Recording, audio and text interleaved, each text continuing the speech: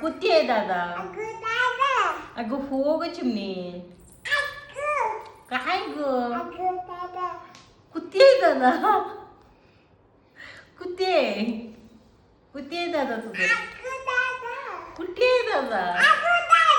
अगं कुठे आहे ग दादा? अगं कुठे आहे ग? काय ग? काय दादा? माझ्याकडे कुठे आहेत पैसे? माझ्याकडे कुठे आहे?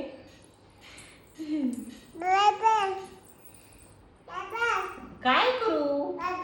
काय करू? अगं हो ग. अगं हो ग. काय करू?